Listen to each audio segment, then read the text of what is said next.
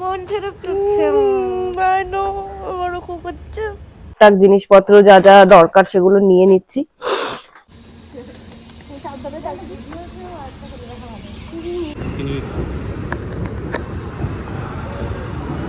দেখা যাচ্ছে কিনা আমি জানি না। ये देखो दोस्तों 280 रुपए की चाय जो एकदम टट्टी जैसी है। ओ এদিকেও আছে।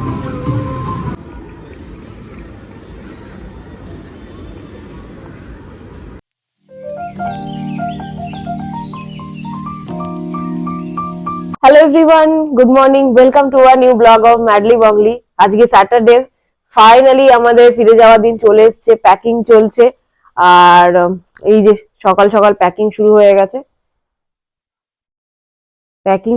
গেছে। আর একটাই ট্রলি আমরা নিয়ে এসেছিলাম, একটা ট্রলি নিয়েই আবার ফিরবো। তো সেটাতেই মোটামুটি যা প্যাকিং করা হচ্ছে। এই যে এখন গোছানো চলছে, টুকটাক জিনিসপত্র যা যা দরকার সেগুলো নিয়ে নিচ্ছি। আর দুপুরে লাঞ্চ টাঞ্চ করে দেন আমরা বেরিয়ে যাব 4টে নাগাদ এয়ারপোর্টের দিকে। তো এই যে ঘর বাড়ি মোটামুটি যা থাকলো আবার এসে 3 মাস পর আবার দেখা যাবে। এই ব্লগটা মোটামুটি কলকাতায় শুরু হচ্ছে, শেষ হবে ব্যাঙ্গালোরে গিয়ে। তো আপনারা দেখতে থাকুন। যদি ভালো লাগে অবশ্যই লাইক কমেন্ট শেয়ার সাবস্ক্রাইব করবেন আর সাথে থাকুন, পাশে থাকুন আর দেখতে থাকুন ম্যাডলি বংলি। মা একটু ভিডিও কল করেছিল দেখবে বলে, আর আমার সাথে একটু কথা বলবে বলে, কারণ মারা তো এখন মদনপুরে, ওখান থেকে তো আসতে পারছে না, তাই ভিডিও কলেই কথা সেরে নিই। ও ঠিক আছে, দেখছি বাবা কি করছে।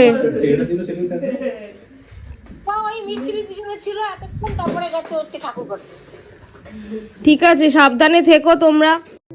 লাঞ্চের পর বোন বলল চল দিদি ছাদ থেকে ঘুরে আসি, এরপর তো তুই চলে যাবি আর এই ছাদটাতে এভাবে আসা হবে না।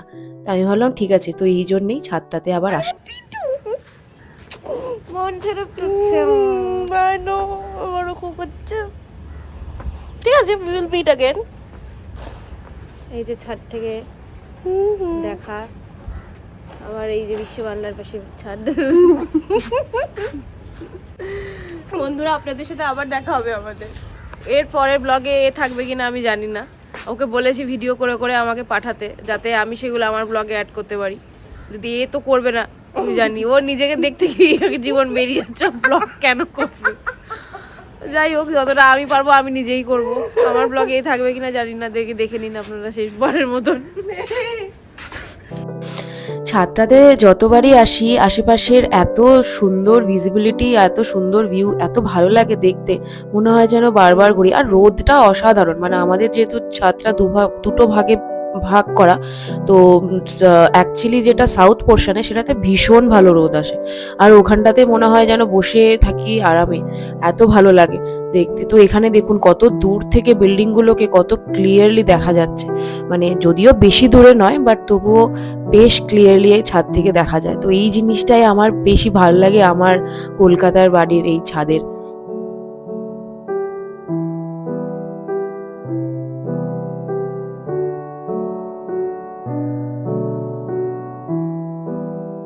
চারটে বাজে, এবার বেরোচ্ছি ব্যাঙ্গালোরের জন্য। এয়ারপোর্ট যাব, কারণ এখন না বেরোলে আমরা ব্যাগ চেক ইন করবো, দেন সিকিউরিটি চেক করে সব করতে করতে টাইম লাগবে। তো যাই হোক, আপনাদের সাথে সাথে থাকুন, দেখতে থাকুন। আর এরপর দেখা হবে ব্যাঙ্গালোরে গিয়ে। ফিরতে তো হবেই, মানে যাওয়া না গেলে ফিরবো কি করে, তো এটা মাথায় রেখেই বাড়িটাকে আমি খুব মিস করব। আর সবাই এখানে যারা আছে সবাইকে মিস করা হবে, এই লোকটাকে সাথে নিয়ে চলছি। লাল জুতো খোকা বাবু, আপনার পায়ে লাল জুতো কেন, আপনি কিছু বলতে চান? ফোনটা রেখে দিলে যাওয়ার গেল। সাবধানে থাকিস। হ্যাঁ, সাবধানে থেকো। আবার বেরোলাম, ঢুকলাম, দুগ্গা কোনো টেনশন হলে ফোন করবি না আমাকে। ওকে, ডান। মন খারাপ করে আর লাভ নেই, যেতে বাই, টেক কেয়ার।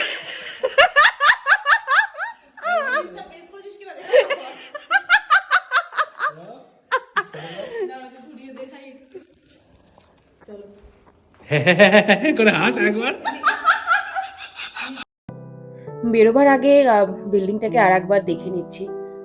মন তো খারাপ করছেই, বাট যেতে হবে, এটাই তো সব থেকে বড় কথা। তো যাই হোক, বেশি পিছুটান রেখে লাভ নেই, গাড়িও চলে আসবে এক্ষুনি, আর লাগেজটা তুলবো, দেন আমরা বেরিয়ে যাবো এয়ারপোর্টের দিকে।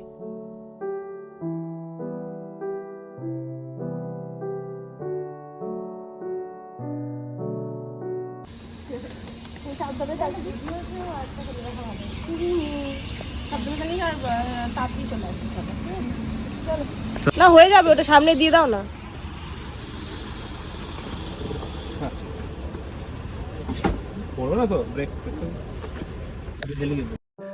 কি অদ্ভুত একটা ফিলিং না, নিজের জায়গা, নিজের বাড়ি, নিজের ঘর, নিজের সব জিনিসগুলো ছেড়ে একটা অন্য জায়গায় গিয়ে থাকা, সেখানে আবার নতুন করে সবকিছু তৈরি করা, রাখা। তো এই জিনিসগুলো কেমন একটা অদ্ভুত না? যতই কলকাতায় ছেড়ে যাই না কেন, কলকাতার যে ফিলিংসটা, কলকাতার যে আহ, মানে আপন করে নেয়ার যে ব্যাপারটা, সেটা আমার মনে হয় না সব জায়গায় একই রকম থাকে।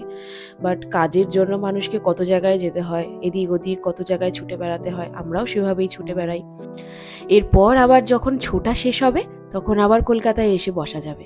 তো চলুন, 4:30 বাজে, এবার পৌঁছে গেছি আমরা এয়ারপোর্টে। এবার ডিজি যাত্রার লাইনে দাঁড়াবো। আর যেহেতু আমাদের ডিজি যাত্রাটা সেট আপ করা আছে, তাই এন্ট্রি টাইমে অতটা সময় লাগে না। তো এবার ঢুকে যা যা ফর্মালিটিস আছে সেগুলোকে কমপ্লিট করব, আর তারপর চলে যাব বোর্ডিং গেটে।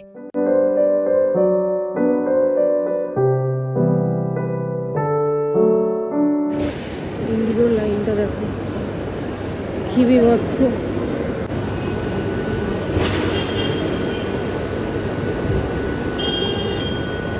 ইন্ডিগোর লাইনটা দেখো কত।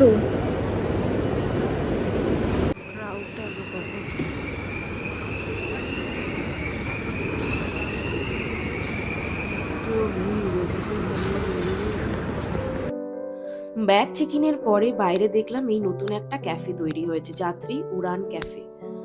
আর এটাতে দেখলাম বেশ রিজনেবল প্রাইসে চা, কফি, সিঙ্গারা, মিষ্টি এগুলো পাওয়া যাচ্ছে। বাট আমরা যেহেতু ভেতরে যাব, সিকিউরিটি চেক করাবো, তো এখান থেকে নিতে পারলাম না, কারণ হাতে করে জিনিসগুলো নিয়ে ভেতরে ঢোকা সেটা একটু সমস্যা হয়ে যাবে। তো যাই হোক, আপনারা নিতে পারেন। আর আমরা এখানে সিকিউরিটি চেক করানোর পরে যাচ্ছি আমাদের গেটের দিকে, বোর্ডিং গেটের দিকে। তো বোর্ডিং গেটটা অ্যাকচুয়ালি পড়েছে নিচে, মানে গ্রাউন্ড ফ্লোরে। তো আমাদের এখানে এসকেলেটর ধরে যেতে হবে নিচে। তো এখন সেদিকেই যাচ্ছি।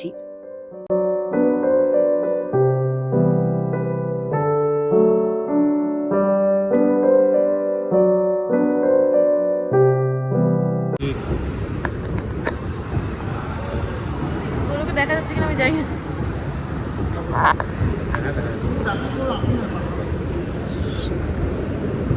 নিচেটা একদমই বাজে দূর। দেখো রবীন্দ্রনাথের কি সুন্দর ইয়েটা রয়েছে এখানে।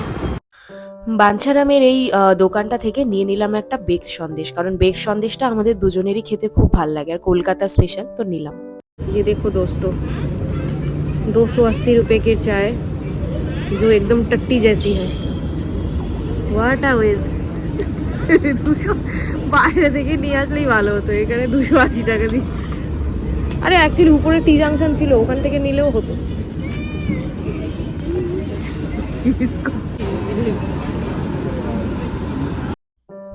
বোর্ডিং গেটের বাইরে আমরা এখানে ওয়েট করছি ইন্ডিগোর বাসের জন্য। সেটাতে করে নিয়ে যাবে আমাদের এয়ার বাসের ওখানে। আর এবার বাসে উঠবো, তাই না, এই বাসটা নয় আমাদের বাস, এই যে এই দিক থেকে এই যে এই বাসটা আসলো, এটা হচ্ছে আমাদের বাস।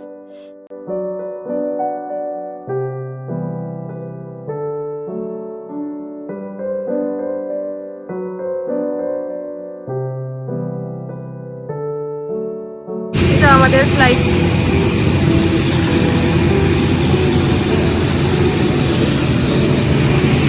যাই হোক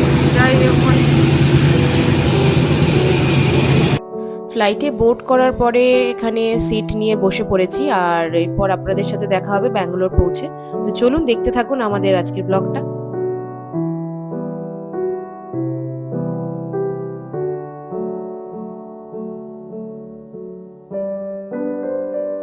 ঘড়িতে বাজছে এখন 9টা, আর এই জাস্ট আমরা ব্যাঙ্গালোর এয়ারপোর্টে ল্যান্ড করলাম। ব্যাঙ্গালোর কেম্পেগৌড়া ইন্টারন্যাশনাল এয়ারপোর্ট, ব্যস্ততম শহর, একটা খালি জায়গা মানে ফাঁকা ফাঁকা জায়গা থেকে আমরা চলে এসেছি সত্যি একটা ব্যস্ততম জায়গায়, যেখানে প্রত্যেকটা মানুষ নিজেদের কর্মে ব্যস্ত, নিজেদের চলাফেরা, নিজেদের দৈনন্দিন জীবনে এতটাই ব্যস্ত যে তারা আশেপাশে সত্যি তাকানোর সময় পায় না। তো এবার এই ব্যাগেজের বেল্ট থেকে আমরা আমাদের ব্যাগটা কালেক্ট করব আর যাব বাইরের দিকে, ক্যাব বুক করে দেন চলে যাবো আমরা বাড়ির দিকে। তো চলুন এবার যাওয়া যাক বাইরের দিকে। ব্যাগ পেয়ে গেছি, এবার বাইরের দিকে যাব।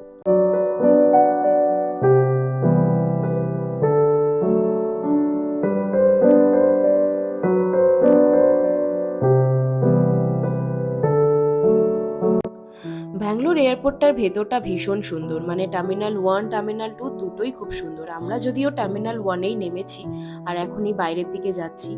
আপনারা দেখবেন ভেতরটা কি সুন্দর করে সাজানো, মানে রেস্টুরেন্ট থেকে শুরু করে ওয়েটিং লাউঞ্জ, এভরিথিং ভীষণ ভীষণ সুন্দর। আর চেষ্টা করলাম যতটা সম্ভব আপনাদেরকে দেখানোর। ভিডিওটা আজকে অনেকটা বড় হয়ে গেছে, তাই এখানেই ভিডিওটাকে আজকে শেষ করব। কাল আপনাদের সঙ্গে দেখা হবে একটা নতুন ভিডিও নিয়ে, ব্যাঙ্গালোরের ফার্স্ট ব্লগ। তো চলুন আজকে এই অবধি, আর সবাই ভালো থাকবেন, সুস্থ থাকবেন। গুড নাইট, শুভরাত্রি।